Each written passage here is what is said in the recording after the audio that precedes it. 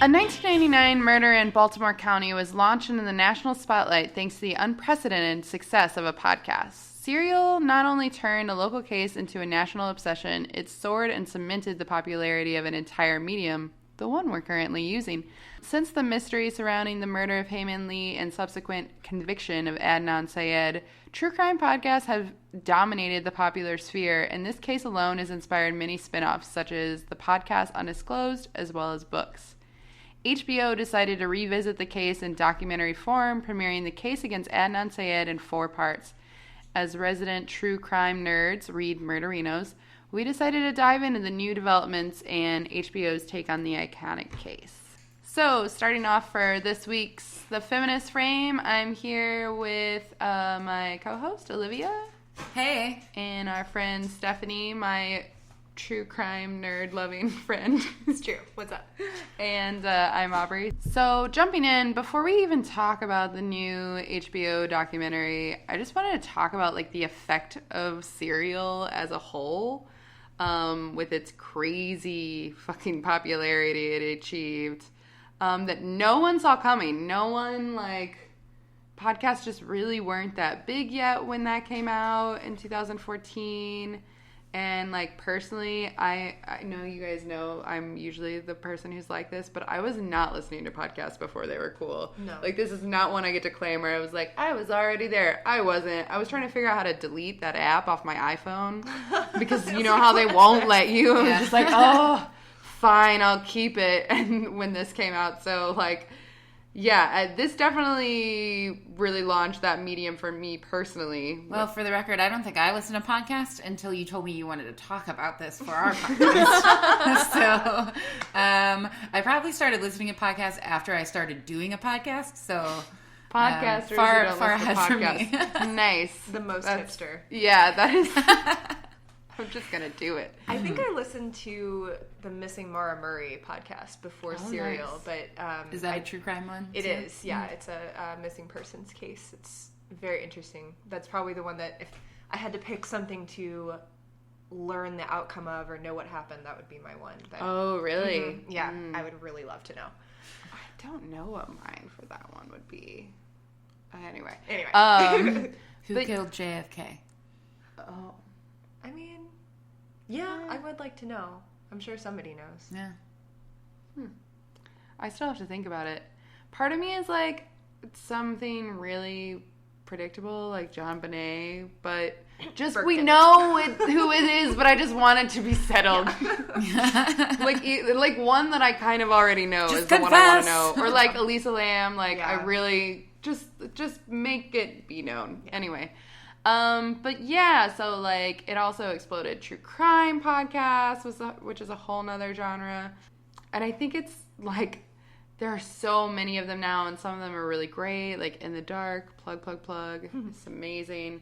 But there's also ones like, I think it's Sword and Scale that's like, yeah, I just really like true crime podcasts, so I Googled a murder near me, and then I decided to be a douchebag on the internet for 10 years. Oh, let's play 911 calls and dox victims, sure. Yay. Yeah. Oh, that sounds terrible. Oh, he's canceled, both figuratively and literally. Yeah. Oh, It's okay, a beautiful good. thing. This is Take recent. a moment to celebrate. Yeah. But anyway, like it's an absolute explosion of the genre. Yeah, and then Serial too, like the documentary kind of goes into it, but it very much is built on, I mean, you could watch it, I guess, without having listened to Serial, but it's very much for those show listeners, I think.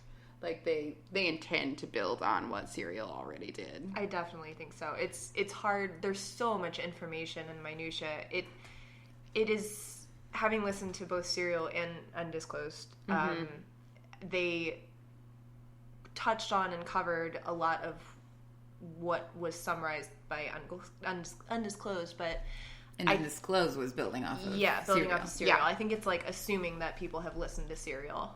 And so I haven't actually made it through the entire HBO documentary yet, but the episodes that I did watch, they were very much focused on certain pieces of it. So, I mean, you're not getting the whole story if you're not listening to those podcasts. No, yeah, not at all. And Serial's really interesting for me because I did really love it at the time. I was completely immersed in it, was listening week by week as it was coming out. And after someone told me about it, I think like about halfway through. But it's interesting. I re-listened to it not that long ago, and I had completely different feelings the second time around. I was like really annoyed with how much Sarah Koenig was like inserting herself into it and being like, does he like me? And like, who cares? He's either a murderer or he's been wrongfully convicted for like 20 years. Like, I don't think he cares about you at all. Yeah. Like, one way or the other. Like, why? I don't know. Which I think is indicative of how early Serial was in the podcast kind of phenomenon. Like, it was... I mean, she is a journalist, obviously, but I almost think it was like, where do we draw the line with a podcast between journalism, exposition, and this is a personal project for me. Yeah. So and I do understand that, she spent like 2 years, I think it was, kind of completely immersed in the case and like interviewing all these people. And there's no way to not become emotionally involved. And like, I'm not naive to the fact that like, the reason it resonated with so many people is because of the personal, because she like dove in so emotionally, and there is like, that kind of narrative is really what like brings people home with stuff like that. And I don't think she could have done that from a like distant journalistic voice. But yeah, it was like, it did just like sort of chafe a little bit when I was re-listening to it, and it was kind of interesting. But yeah, and like one of the reasons I wanted to talk about this, generally is because I do think that Serial the first time around, and it's hard because if you think something's a wrongful conviction, then that's very important, especially, like I just as an injustice, but it does focus mainly on Adnan and not on Hay. And like she gets kind of lost in her own story and own murder, and that always seemed like a big sort of disservice to me. Yeah, I think the HBO doc definitely did better. Yeah. But still, I mean, it's like definitely a story about Adnan and not about Hay, who's the one who lost her life and her family lost her. So those were some of the parts that I found myself, I don't want to say enjoying, but like being more emotional about was like her family. Yeah, and her diary. I always feel, this is so stupid, but I always feel really bad for her when they put her school picture up. Because I'm just thinking of my senior year school picture, and I'm like, that is not what I want to show the world of me. Like, stop using the poor girl's school picture. Like, I'm sure she has better pictures of herself. Like, I don't know why I always think of that. It's just like, oh, she was so young and cut so short. So that's just, it's kind of an interesting part of the whole thing is like how much attention they pay to her. And so, getting in the documentary, I think you're right that they did do a better job for the first episode where they were like, we're going to focus on Hay. Right. And then they completely forgot that idea and didn't do it again. Yeah. Well, and I think, and you guys let me know if you think I'm wrong, but like I felt like the HBO documentary was basically like undisclosed in video form. And undisclosed, I think, is way more biased toward Adnan than like Serial ever was. So you mentioned how Sarah like interjects herself, and I also didn't like that. But the part about Serial I did like was that she did have that very journalistic approach of like, whether I can't say if he did this or not, right. And like, because the truth is I don't know, and I think it would be irresponsible to make any claim one way or the other. And at least like with Rabia, like at least she doesn't claim to be impartial. Like she says from the very beginning that like, yeah, that's true. I'm very biased. I forgot that I wanted to like recap kind of all of our, we talked about how we watch or listening to Serial at the time, but Olivia, our wonderful sport, just recently, because we wanted to podcast about this, sort of dove into everything.